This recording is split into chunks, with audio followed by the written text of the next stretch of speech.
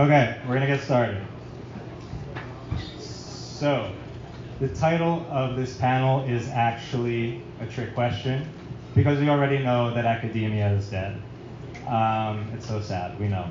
But the question is it's not whether or not it's dead, but whether it can actually be resurrected. Before we dig into that question, I wanted to read an excerpt from Simone Weil's 1950 book, Waiting for God. So she says, all wrong translations, all absurdities in geometry problems, all clumsiness of style, and all faulty connection of ideas in compositions and essays. All such things are due to the fact that thought has seized upon some idea too hastily, and being thus prematurely blocked, is not open to the truth. The cause is always that we have wanted to be too active. We have wanted to carry out a search. This can be proved every time, for every fault, if we trace it to its root. There is no better exercise than the tracing down of our faults, for this truth is one to be believed only when we have experienced it hundreds and thousands of times. This is the way with all essential truths. We do not obtain the most precious gifts by going in search of them, but by waiting for them. We cannot discover them by our own powers, and if we set out to seek them, we will find them in their place, counterfeit of which we will be unable to discern the falsity. The problem of the geometry problem does not in itself constitute a precious gift, but the same law applies to it because it is the image of something precious.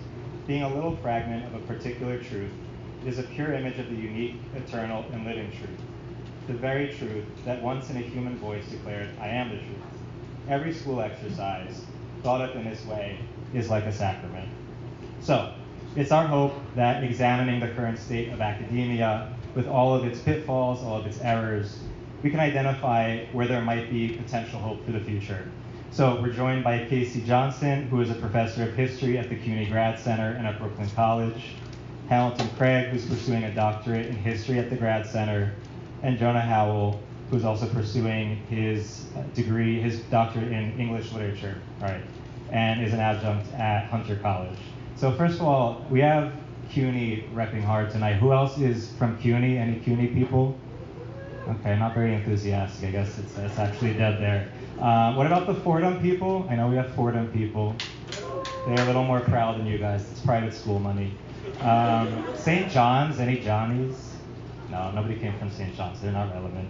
Okay, so I want to start by asking you guys, first of all, why did you get into academia, rather? And describe how your relationship with it has changed since you started. Who wants to start us off? All right, so I got into it. Both of my parents were public school teachers, and so when I was a little boy, my father taught social studies for 40 years in junior high, and I would go in and watch him teach. And I realized that this was a wonderful job, except for I could never do it because I can't discipline anyone for the life of me. So I realized if I wanted to teach, I had to teach at the college level and not at the junior high. And so for me, I knew I wanted to do this in college, and I wound up being really, really lucky. I had two excellent mentors as an undergrad in college, and then two extraordinary mentors in graduate school. So I arrived on campus in 1985 and have never left. So for me, this was the only option. But it started when I was really young. I think you get into academia, especially if you get into academia in the humanities, you get into it by ignoring good advice that you're given, which is that you shouldn't do it because it's this totally unreasonable thing, and you're very likely throwing away your prospects because there are no jobs, and this is reiterated constantly, and this was reiterated to me by my undergraduate advisor when I said I was going to do it. So that makes people who are in academia, especially in the humanities today, people who are starting now, myself, my friends, like a very interesting self-selecting group of people who have decided to do this thing, who have decided to ignore this advice, who have decided to commit themselves to this path in spite of the risk of failure, the risk of humiliation, the risk of being left behind. And so, it's obviously a very strong impulse that leads people to do that. It's not something you do casually, and you do it when you feel like you have no other option. And if I were to try to describe what that feeling is, it's the feeling of being listened to, of being asked or consulted about your view on something in a way that you very rarely are in modern American society, in a way that you wouldn't be if you were in any other position, even in esteemed, prestigious, affluent position. People still don't care what you think about ultimate questions. And in some people, there's this need to be able to talk about that. And I had that, and that created a kind of like panic in me when it was time to leave college and go get a job. And that's what led me to academia. I think that's similar for a lot of people that I know, and maybe we'll talk a little bit more about what that is and what happens to that feeling as you go on.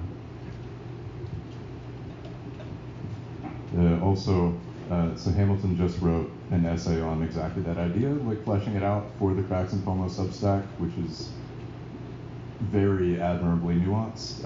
Highly recommend. So I, just a little bit, I guess maybe closer to brass tacks.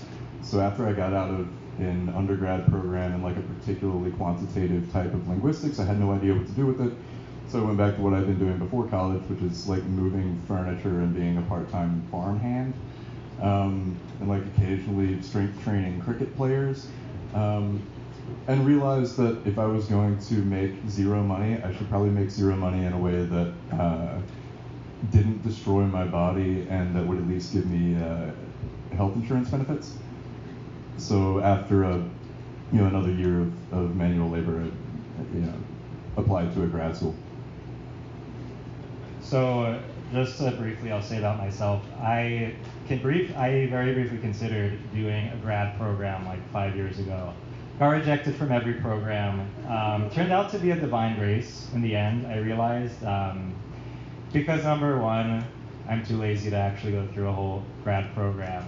But also, I started to see over time, like my main interest in the things that I was studying was I wasn't coming at it from a scholarly level. Like I wanted to come at it from a more, popular approach, which is why I'm writing for a Substack rather than for scholarly journals. But then I also understood that like on top of the competition to get in, how little the funding is, but also the bleak job prospects in the end, I'd be back teaching high school all over again. So that's part of why I decided against it. But I am adjuncting now. I'm enjoying it, making no money. Still fun anyway, on top of having a regular job. But I do want to talk about adjuncting. Before I ask Jonah about the article that he wrote for us a couple months ago for the Substack, do you have any adjuncts in the house? Who's adjuncting right now? It's fun, right? It's fun, even though you get nothing. It's still pretty cool. So Jonah, you wrote this, I thought it was a pretty provocative piece about adjuncts advocating for decent pay, advocating for their rights in unions.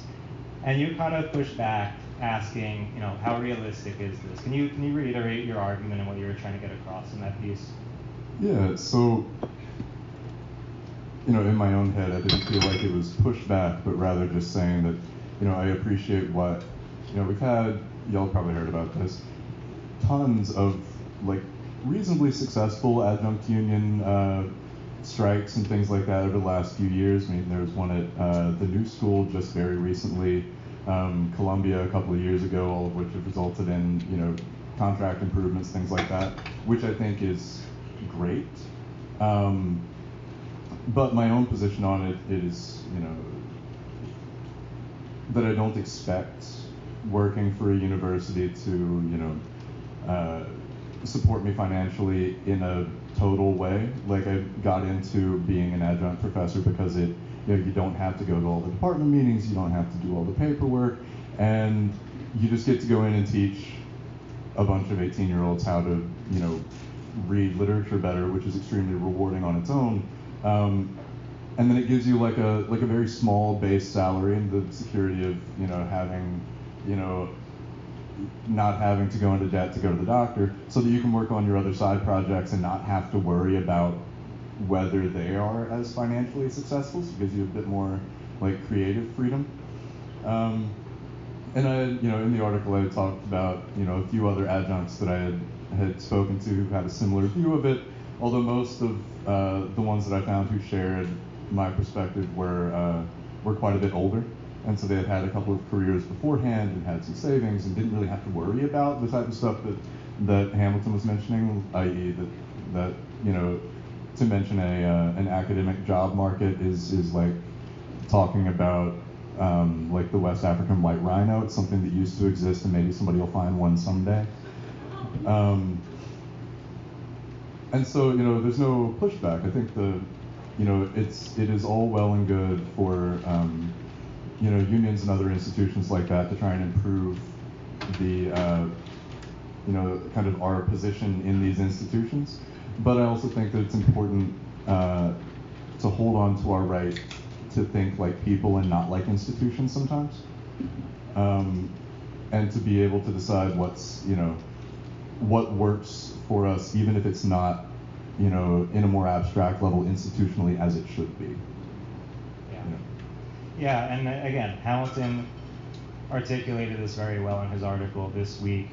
And especially what you're saying, though, about this pressure to conform to kind of the predominant ideology, the status quo in whatever department you're in. And you're saying, Hamilton, that it's easier to go along to get along. So just keep your head down, just smile and nod. But Casey, you have a very intense experience of confronting this kind of mentality. You did not go along to get along, and put up with a lot of heat for that. So I'm hoping if you can just tell us a little bit about your story for those who aren't familiar, and tell us why it was worthwhile for you to put your career in jeopardy to stand up for what you thought was just, or what you thought was the way that the university should be running things. Yeah, well, partly I was young, naive, and a little bit foolish when I did this. But I came here from Williams, and I came here at a time when CUNY had a difficult experience in the 80s and 90s. It was badly underfunded. So the state and the city appointed a whole new range of leadership, and in this kind of counterintuitive way, George Pataki, who was not a great friend of public institutions in general in New York State, was actually a strong supporter of CUNY because it gave him a way of showing that you can have a kind of conservative-based reform. And there was this exciting opportunity at CUNY. There's a new chancellor, Matt Goldstein, and a very prominent chairman of the board, Benno Schmidt, who had been at Yale. And their whole argument was we want talented people to come in and raise the standards across CUNY, and we're going to focus on scholarship and teaching. So that's what they wanted. And the department that I taught in hadn't done a hire in more than 20 years because of financial constraints at CUNY. And it was the situation where maybe it was a kind of go along to get along thing where everyone just seemed to think alike except for a couple of senior people. So I made the mistake as an untenured faculty member, but with a pretty good record of scholarship and teaching, of speaking out on a personnel matter where I disagreed with the department chair, and also speaking out, it was in the aftermath of 9/11, and the college sponsored this kind of crazy teach-in where it was just all people from one side, and I said, well, maybe you should have people from both sides. And that didn't get along, in part because the union was running it and the union didn't like it. So the college or the department decided that they wanted to get rid of me, but they had to come up with a reason. So they eventually came up with the reason of uncollegiality. And it's a good idea when you try to fire someone for uncollegiality that you don't solicit an email from the college general counsel telling you, the department chair, you can fire this person for uncollegiality, you'll be bulletproof in a lawsuit if you do that, which is what they did. And so, but they did vote to fire me. The vote was 31-0 at the college level. And then it got bumped up to CUNY. And at that point, all hell broke loose because I was seen as one of these people that CUNY was wanted to recruit, and also the people who went after me were just not the brightest bulbs in the lot in terms of how they did it. Again, the chair, you just can't make this stuff up. The chair put in writing that his goal in this search, where he and I had disagreed, was that he wanted to hire women who are not whiners. And if you believe that, but you can't put that in an email. And his argument was that he had the right to it. He had sent the email to me. That he had a right to this email, and unless he gave me permission, I couldn't send this email to CUNY. And of course, that didn't work. So, long story short, CUNY the trustees reversed the decision unanimously, and I got tenure. And so one of the things that I kind of learned from that experience was that I was actually really lucky that I had spoken up, I had gotten tenure. There was nothing more they could do to me. I mean, what more could they possibly say that they already hadn't said? And so and I loved teaching at CUNY, so I didn't really want to go anyplace else anyway. So it gave me freedom of action to sort of speak out. And people like my colleagues on the stage are it's much harder for people who don't have tenure. When you have tenure, there is an advantage. That said, there's one interesting thing that was said to me by a guy named Alan Charles Kors, who co-founded a group called FIRE, which is a sort of prominent academic civil liberties group. He was a professor at Penn.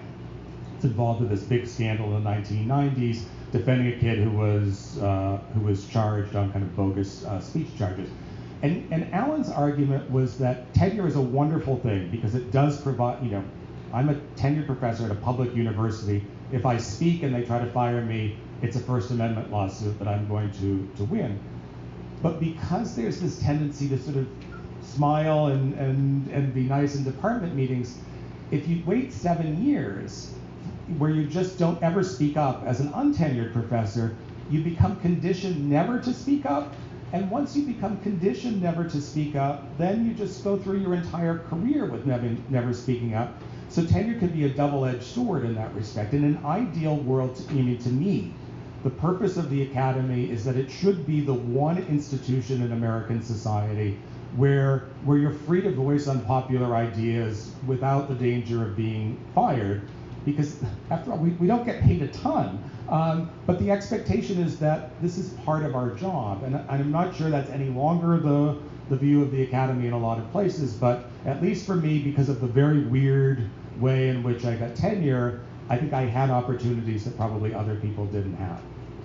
So if you could go back to that time when you started at CUNY, would you do that again? Would you push against the status quo?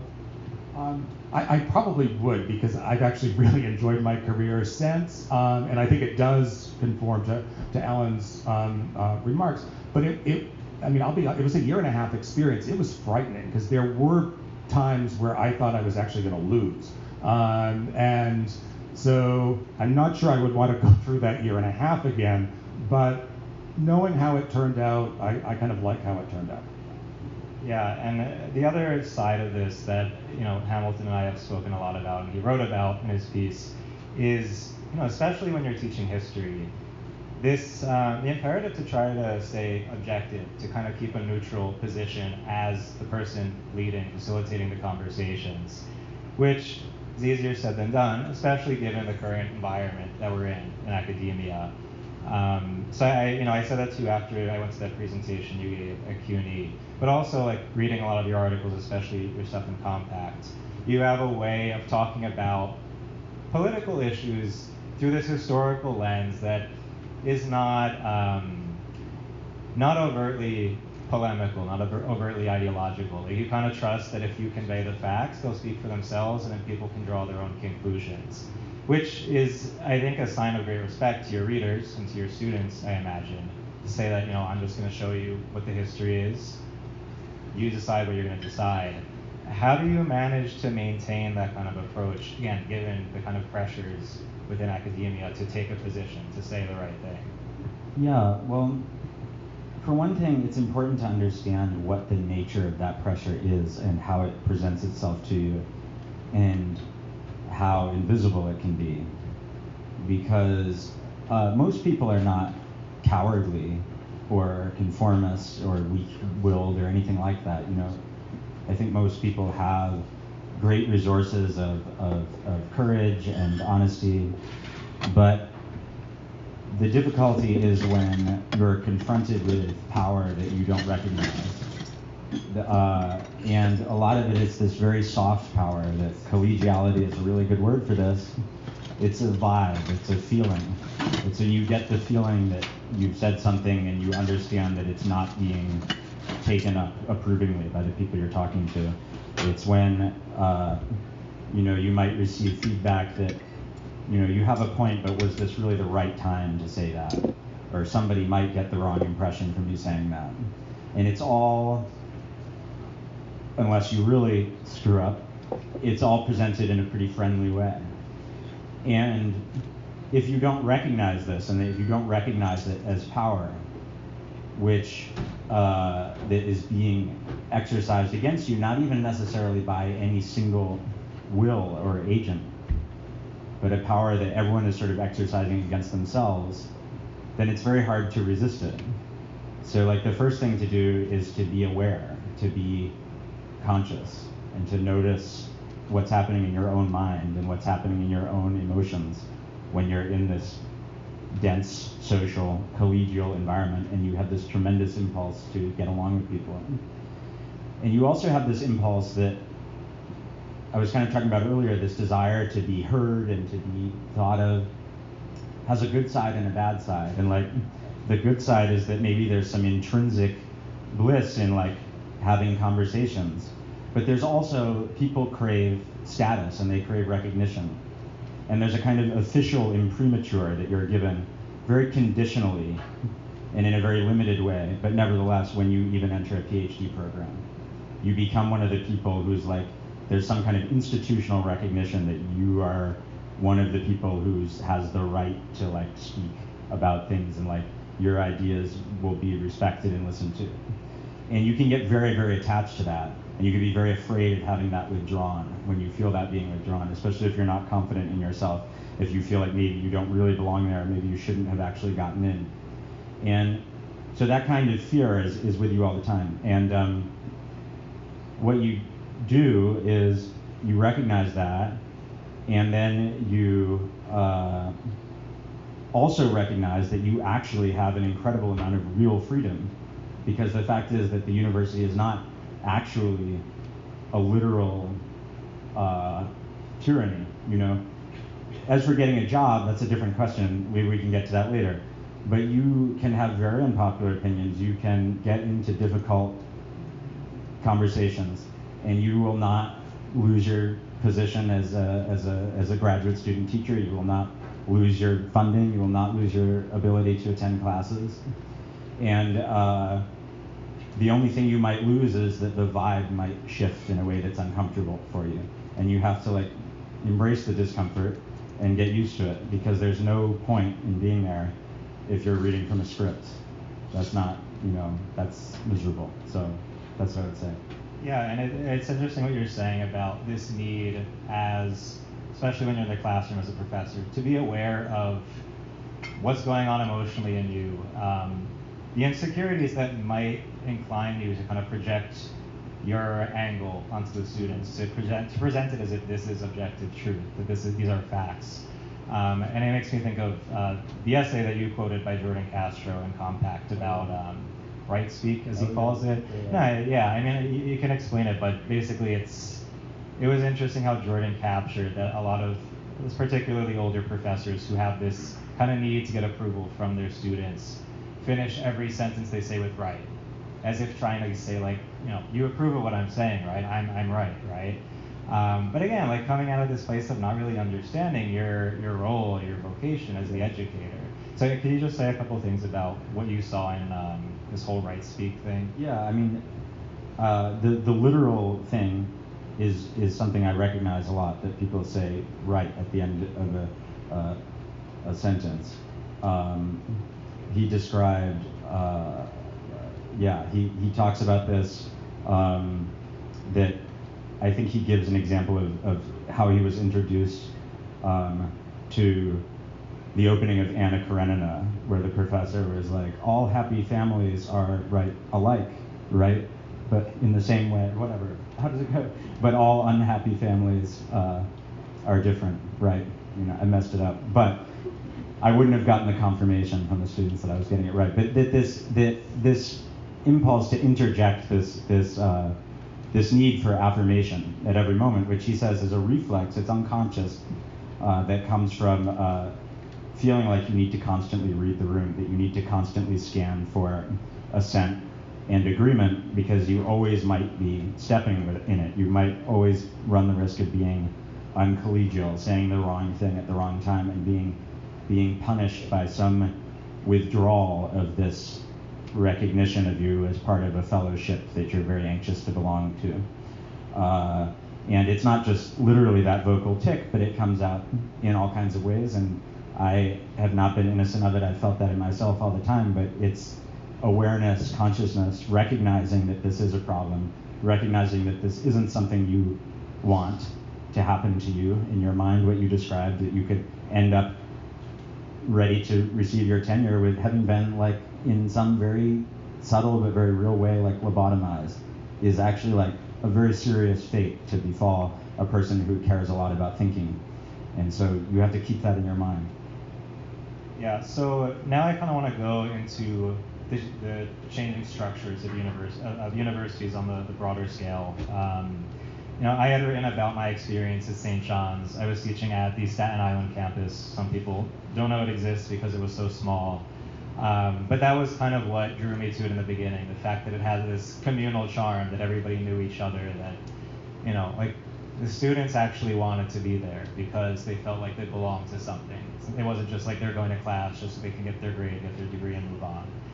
And I found out before I even started teaching there that the dean had decided to shut down the campus. I was going to give it 2 years.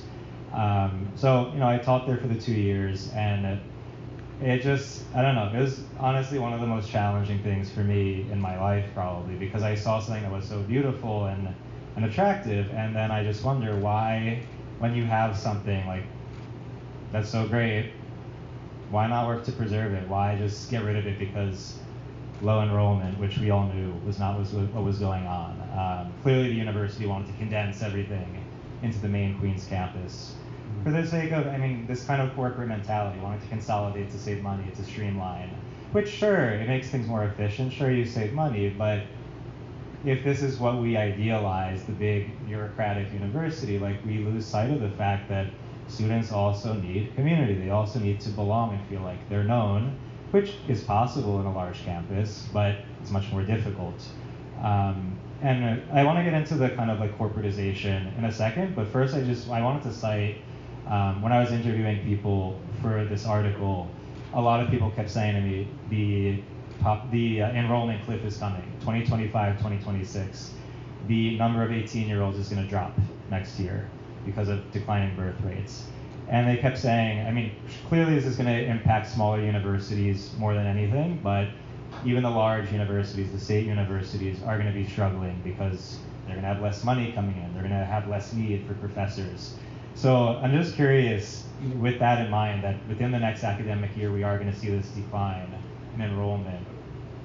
What do you think is coming? What do you think universities should be prepared for with this? We're actually already seeing this decline. I think it almost started before COVID, and if you look at the numbers, they haven't really ticked up since. There are, fortunately, this hasn't really happened yet at CUNY, but there are SUNY schools that have closed down entire departments. And within this universe, by far the most vulnerable, I think, are humanities, because humanities departments don't raise money for institutions, and I suspect all of us are a little bit biased here, but they're also the kind of heartbeat of an institution. If you don't have a humanities program, it's difficult to quantify in terms of money, but it's a problem. And this is a wholly non-ideological issue, but it's one that I think most people in the academy today, including me, never really thought about, because there was this underlying assumption that the number of students was always going to go up because it always had gone up. If you look at enrollment since World War II, it kept rising and rising and rising, and so whatever else we needed to worry about in the academy, we didn't need to worry about that, and now all of a sudden we do. And this at the end of the day, universities have to stay afloat financially, and so unless the state is going to give us tons more taxes, we have to get revenue coming in. But it's a huge problem which universities in theory can handle creatively, but it involves things like recruiting, which we don't do very well. It involves things like outreach to high schools, which most professors are here because they don't want to be in high school, but yet we have to do more to kind of recruit students. And this requires a kind of rethinking of an academic model. But otherwise, we're just going to see university departments shut down. And then you get the danger of a death spiral, right? This is my right thing, which is that once you have X number of departments shut down, that fewer and fewer students come into the institution, which requires shutting down more departments, which leads to eventually the university decaying. I'm from Maine, and in Maine they had to consolidate 2 universities way up in northern Maine, the University of Maine at Presque Isle and the University of Maine at Fort Kent. Has anyone here ever been to northern Maine? It's a remote, barren place. Their argument was, well, we could have half of the students at Presque Isle and half of the students at Fort Kent. And so if you wanted to take a history class, you could just drive an hour and a half from Fort Kent to Presque Isle. It doesn't work that way. But this is sort of where we're going. SUNY Fredonia shut down several departments. So yeah, it's a real problem. Yeah, and I think part of the new pattern of enrollment that comes out of this, like I remember when I was at the University of North Carolina for undergrad, there was always an article at the beginning of every semester that UNC had taken another $1 million fine from the North Carolina state government for accepting too many out-of-state and out-of-country students in the new class. And I remember people shaking their heads at me like, oh, this is supposed to be a public institution for the people of North Carolina, what's going on? But no, that's how they, and I see the same thing at Hunter, like, every semester a large proportion of my students are out of state or international, and that's how universities are trying to sort of make up the revenues of declining domestic enrollments is, if we can get maybe 1,000 more people a semester to enroll from out of country by kind of raising the university name, and they're paying exorbitant out of state tuition rates, then we can sort of, give a foundation to keep in-state tuition low, and keep that opportunity open for people to live here. And so it's just a matter of, changing enrollment patterns, and not necessarily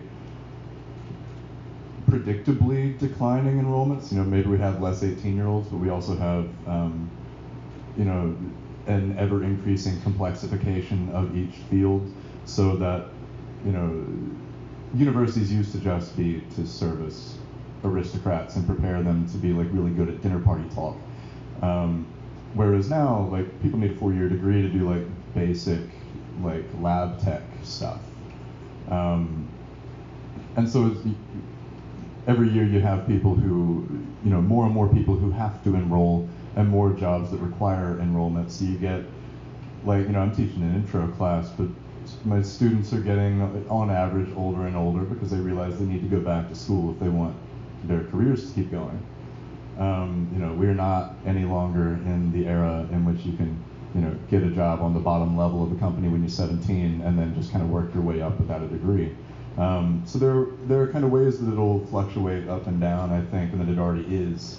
But part of that means that the universities that are going to get the benefits of that are the ones that have out-of-state and international name recognition, so that people know to apply to them.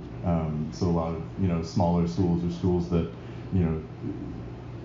just don't have the same name draw, or like you said, just kind of get the shaft.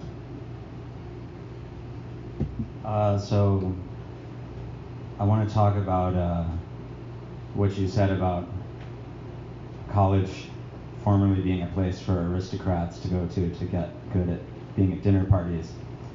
And I want to talk about what a great thing that was and how unfortunate it is what they've turned into since then. So declining enrollment, so like, I think there's a history to this idea of declining enrollment being this big crisis, and this idea of the loss of money being a big crisis, and the whole role that universities play in our society now. And it's gradual and it's over time. It has a long history, but a big turning point is after World War II. After World War II, there's the GI Bill. There's a huge increase in college enrollments, and there's also a huge increase in both government funding for universities because there's more money and there's more interest in keeping America at the forefront of technology. And there's also a deepening relationship between the university and corporations as sort of new, technologized sectors emerge that want people with specialized training and so on and so forth. Instead of creating, like a new system of vocational education to train people for corporate jobs and to serve these needs in society that are emerging as America is getting wealthier and more technological and bigger, and as there are more resources for people to rise to the middle class through university education. All those aspirations are grafted on to an existing institution that was never intended to do those things. That was never built to foster social mobility primarily, that was not built to help service American industry, that was not built to address social issues. Clark Kerr was the president of Berkeley in the early 60s. He wrote this book called The Uses of the University. He was one of the first people to try to define what the university had become after World War II. He used this term, the multiversity. He pointed out that Harvard had the largest ape habitat in the world. It was the largest breeder of mice in the world. It had absorbed all these functions that were just like kind of incomprehensible in the older conception of the university as a place for, well, we'll talk about sort of what it maybe was a place for. But it's become this thing, and we have this assumption, this frame that guides all of our thinking about the university, whether you're on the left, whether you're on the right, even if you're on the very far left or the very far right or anywhere in between. It seems that it's become very difficult for us to think of the university as anything other than what was often referred to critically and disparagingly when this new university was first emerging as a service station, the quote, service station, meaning something that is there to serve a mass social function that has as its clientele not only its students, but corporate business, various people who are suffering in society, the society as a whole, there to serve the good of the society as a whole. And I would say that the function that the university formerly had, traditionally had, which we could call cultivating good dinner party conversation, but could also be called cultivating a certain very rare and personal form of excellence, is actually incompatible, very incompatible with the university being an organ of service to the whole of society. And so to me, it's possible for me to see there as being a kind of opportunity in the fact that this model of the university as a service station is maybe becoming unviable, is maybe breaking down. And I don't think it would necessarily be a bad thing if the university became less central to the lives of the mass of people, if it maybe contracted, diminished, shed a lot of the functions that it has taken on, lost some of its wealth, and became something more modest and simple and clear in its goals. Yeah, and I'm happy that you're highlighting, the complex history of, kind of corporatizing universities the way it has post-war era until now. Because, again, we have to emphasize that it has this kind of egalitarian effect. It opens the doors to a lot of people who in the past would not have had the chance to get into education. But then what ends up inevitably happening is now you kind of have to get an education to get a job. Like Jonah was saying, you can't just right out of high school start a trade and make a living off of it.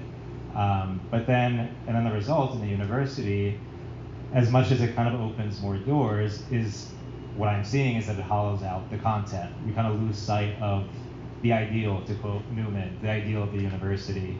And I don't want to say, I mean, I'm not going to say that we should go back to the past when it was this kind of aristocratic dinner party thing, obviously. But to go completely in this corporate direction where now it's pure bureaucracy, there's no sense of an ideal, there's no sense of like some guiding kind of principle that brings us to university.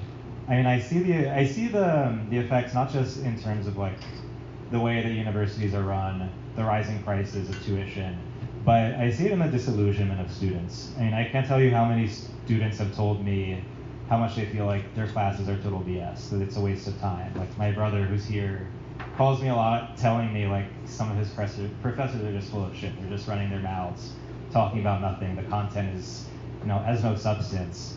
And I can completely blame the professors, because when you're in this environment that has no sense of an ideal, you feel like you're a cog in the machine, and the curriculum is determined by middle management, by people who are just trying to, bring enrollment up. How can you kind of gain students, not just their respect, but their attention? How can you really get them invested and to really love what they're learning? So I think like this is the inevitable result of corporatizing. Like, there's no meaning anymore. There's no point. I'm curious if you can comment on what you see with your students. Do you see this kind of disillusionment? What do you attribute it to? How do you try to respond to it, etc.? I think it's an interesting question, and I think that's something that actually does vary. My sense is that in the last decade or so, students have, at least at the undergraduate level, have tended to become less engaged in public policy debates than they once were. I mean, to some extent, it might sort of halfway between Hamilton's celebration of the past and Jonah's more skeptical view. One of the goals of universities used to be to, at least in part, it wasn't the only goal, but to train a future generation of leaders. And one of the requirements of that kind of goal was to ensure that the university at least remained somewhat engaged with the public. It couldn't be wholly out of step with the public, because after all, the assumption was that the best of these students would go on to careers in public policy, so they had to be operating within the realm. And I think that, to some extent, has been lost. Colleges too. One of the biggest changes to me over the course of my career, and this isn't anything that's revolutionary, is just the explosive growth of administrators. From what was a relatively minor role in universities to much more prominent roles. And I'm not sure that these administrators often really help student experience. To me, what helps is sort of a good relationship with faculty. So these are sort of the bad things. That said, teaching at CUNY really is a lot of fun, and for the most part, I've found that our students are actually they're not cynical, and they're pretty engaged in the subject matter. That's not the case at all institutions, and it is my sense, especially the schools that are struggling, are these smaller liberal arts colleges that maybe really are financially under the gun, and we have administrators saying, well, let's just do a kind of corporate school where it's kind of like a vocational ed. And it's really, really hard to get excited about modern day vocational ed. Yeah, and just to kind of bring back into perspective, what we're talking about. So, anybody familiar with the writer Fred Moten? He teaches like a few blocks from here. I had emailed him to try and get him on this panel, but he's on sabbatical right now. But so he's got a well-known piece of work called The Undercommons, where he, it's for whatever reason, because it seems a little bit, it's the type of thing that encourages uncollegiality explicitly. But it's assigned in a bunch of intro theory classes for grad schools now, and basically says that guys, we're at mostly state-run institutions and cannot expect a large state-run bureaucracy to supply anything like like a sort of spiritual backbone to the vocations of the people working there, but we can expect it, like any other state institution, to be kind of incompetent at screening who works there. And occasionally they'll let somebody slip through the cracks who does really feel that like burning spiritual vocation to do what they're doing.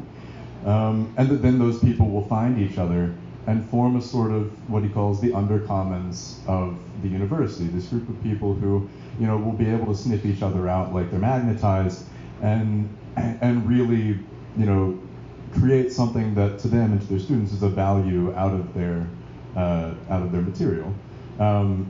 And so, just because the institution, maybe from the outside looks like a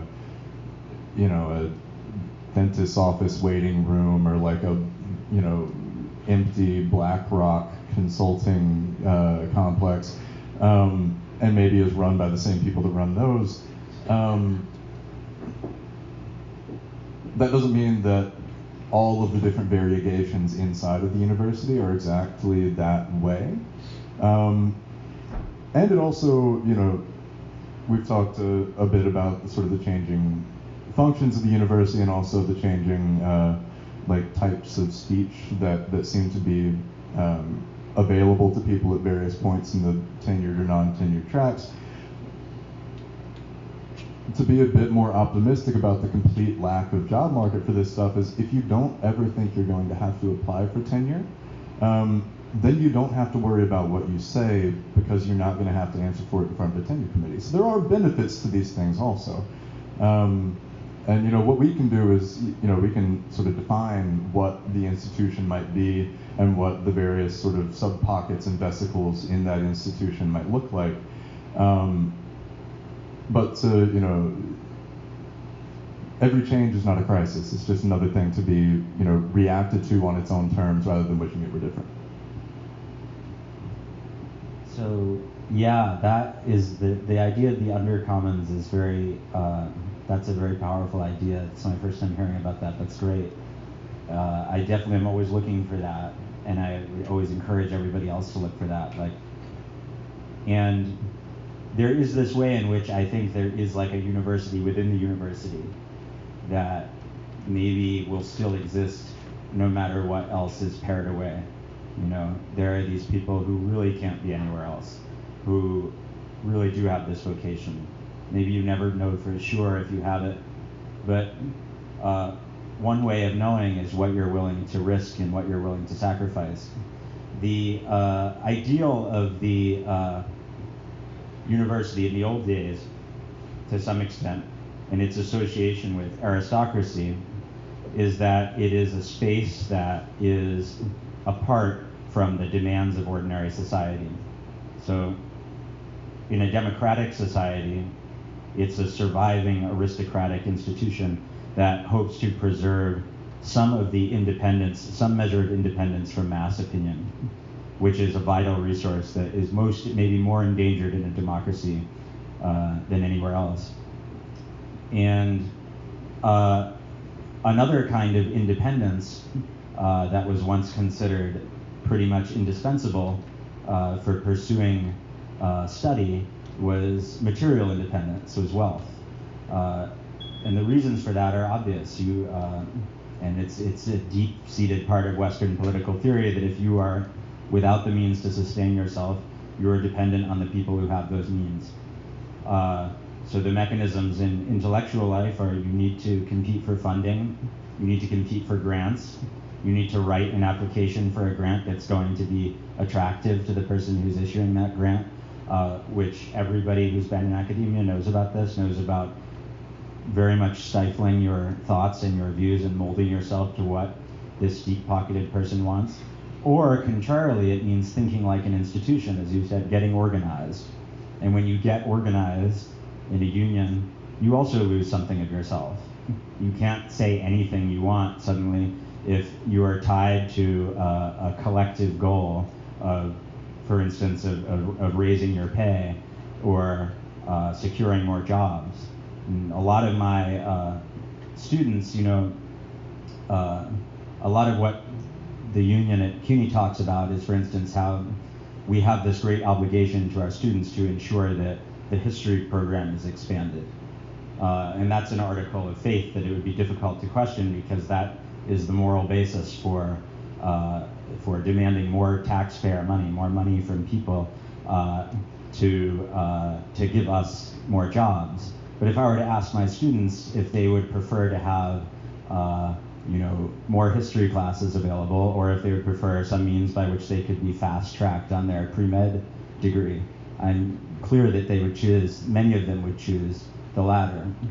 So independence, the independence that it takes to be able to think freely and do the only thing that I think the liberal arts university is really good for, means either being rich enough that you don't have to worry about whether you get a job, or it means being perfectly and unreservedly willing to be poor and to be a failure and to be totally okay with that.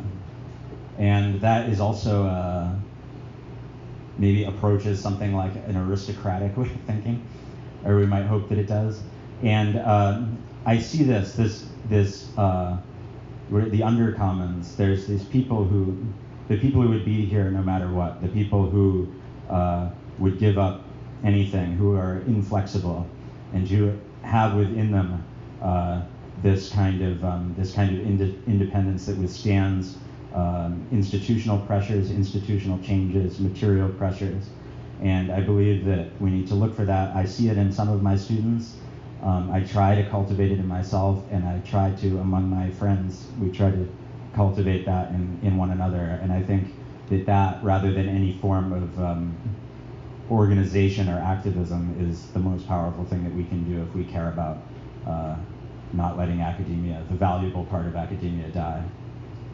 Yeah, I just want to highlight a couple of things that you guys are saying, because, Casey, when you talk about the role that middle management has, especially, the amount of money that's being pumped into these positions, the lack of money that's being paid especially to adjuncts and grad students, or even to tenured professors. I don't know, for me, it's very tempting to lose hope, to look at that and just be a total doomer.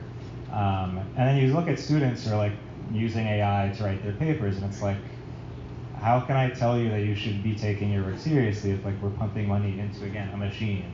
These people who are functionaries in a machine. It doesn't, I don't know, it seems like cognitive dissonance. But I also see there's this optimism that you guys have, especially what you're saying, Jonah, that and if you look at the word crisis, what it literally means is that you're sifting through, kind of trying to sort through what's going on and discern, okay, but what is of value here? What can we seize on? And kind of, foster its growth. And then Hamilton, what you're saying, I guess on the flip side of the kind of aristocratic past of the universities, when you talk about the poverty, the fact that, how much are you willing? That's what I was going to say. The monasteries kind of, at least in Western Europe, kind of founded the universities. So sure, there are the rich people, but there are also people who lived complete lives of poverty, because they understood that this isn't just, again, a thing to get a credential, it's a vocation. Until well into the 19th century, to be a don at Oxford, you had to take a vow of celibacy, which is shows that heritage. There are lots of incels still. Yeah, I know. There's still, you informally still take a vow of celibacy, but you used to take a formal vow, and that shows both this heritage, this ecclesiastical heritage, and the degree to which this was long regarded as a path that is apart from the world and means giving up on the respect of the world, the embrace and approval of the world. I feel like that spirit is desperately needs to be revived. Yeah, so let's consider the young person who wants to pursue an academic career, strongly feels that this is their vocation. It's something they want to give their lives to. They want to use it to put their lives to the service of others, to some higher ideal. But they see the reality of it, that yes, it is kind of daunting, especially when you think about the money, the job opportunities. If you encounter these students, if you have these kinds of students here, where can they look for hope? How would you encourage them to kind of go forward, considering, again, the reality that we're facing? I do think this is a tough question, and you have to be, as a faculty member, you have to be candid with students that the nature of the university has changed, and it's likely to continue to change over time. And I suspect if we were to all come back here 20 years from now, the general sense would be there are just far fewer tenured positions, period, at this point. It's financially easier for universities to go that way. And so the expectation that you can enter this profession to make money, I mean, I'm not sure that expectation ever existed, but it certainly doesn't exist any longer. And so, I think the way that Hamilton described it at the start in terms of why he's chosen to enter is actually a good, that if you don't have that vision, or if you think, well, somehow, yes, I know that there aren't many academic jobs still open, but I'm a special person and I'm going to get that job, and so I can go in with that expectation, then you really do, as a faculty member, you have to discourage the student, because as long as you go in assuming that the jobs aren't going to be there anymore, but you may be able to carve out this existence, then it can be, it can still be a wonderful experience, because there are so many good things, both in terms of teaching and in terms,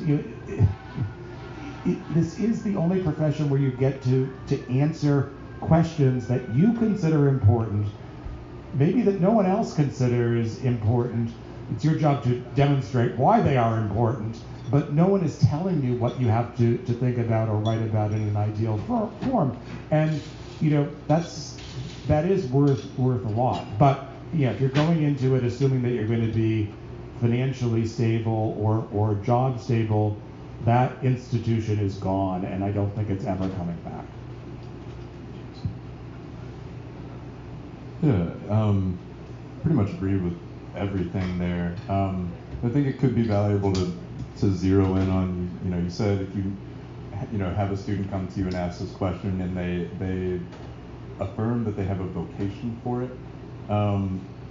And it's not a light word. Vocation originally is used for the priesthood, means you have heard the word of God telling you what your life should be. And having that type of certainty about what your life is for is a thing that is incredibly hard to find. Pretty much just has to come to you out of the blue, and the clouds open up. And if somebody has that, you got to just tell them, go for it. And become good at finding side hustles when you need them, because you will. But that can also be, it is okay, we just got to figure out different ways to respond. If academia becomes, like you said, tenure track positions are shrinking every year, partly because of the financial difficulty of them, but also partly because, even in the hard sciences, the useful skills in any field are changing more rapidly than they really ever have. And so universities can't commit to giving somebody in computer science tenure because they have no idea if Python's still going to be in use by the time their first class of students graduates. There's no use. You hire adjuncts who have been working in the field and have professional experience because they're able to give their students a more up-to-date version of the necessary skills of that field than somebody who's been in the university for, 30, 40, 50 years, especially in the hard sciences. In the humanities, there's a little bit more of a continuity and a tradition of what we're working with. And so, you just, tell this hypothetical student realistically, yeah, probably not going to get a tenure job, but there are other things to do with this knowledge that you're going to gain. And if you go into some other field, it's not like if you, are going into chemistry that we're in a world still, in which you're going to be able to start straight out of college at DuPont and work there until you keel over. Most fields are having some semblance of the same problems that academia is currently having. It's just a little bit more obvious here because these are jobs that people used to, get tenure for, and then you just never have to worry about it again, and that's increasingly ceasing to be the case. We're seeing a more obvious and more stark change, but it's a change that seems more systemic than just the academy. Yeah, well, like I was saying, I have a number of really brilliant students, and I have a number of students in whom I've seen great inspiration, very special talents, and I believe that basically, I don't believe that the university is here to answer the social problems of the moment. Because I believe that if it's pressed, for one thing, it's just not the best at doing that. There are other institutions that are better equipped to solve pressing social problems. And for another thing, I think that's contrary to its function. But that doesn't mean that it doesn't have a social good, which is, and I'm just like sort of shamelessly borrowing from Alan Bloom, who I revisited in preparation for this talk, who I was like expecting to sort of scoff at it and see him as this kind of outmoded culture warrior, but he was not. He was a really special mind, and his conception of the university was that it's there to nourish and protect and steward this very precious resource of the ability to think independently and to apply reason independently, to apply it apart from all the pressures that are on you, to develop the ability to create a space and to develop in people the habit of withstanding those pressures. And that is something that you can do in other places. I do think it is important for there to be certain guardrails, certain protections, a place you can retreat to where your right to do that will be protected. But you can carry it out into the world. You can be, like a Franciscan, not cloistered, going out and trying to carry this light within you. And that's what I wish for all of my students who have that in them in the first place. Not everybody does, it's fine, it's not supposed to be everybody who has that. But the ones who do, whatever they do, I want to try to teach them, if I can, how to keep that alive. So just to go back to the beginning, I still do stand by my statement that it's dead. At least it consoles me in my decision to not pursue it. I feel a little bit better. But no, is there hope for resurrection of academia? I can't say no when you encounter people who still have this sense of, like you're saying, Hamilton, some sense of life, some sense of vocation. And this is why we have cracks in postmodernity. There are cracks where people who actually see something, who are a sign of something true, something beautiful, remain. And this is what we try to do. We try to look for them. We look for them to kind of hold out for hope. So I want to thank you all, especially Casey coming all the way out from Maine, but thank you, Jonah, Hamilton. Let's give them a round of applause.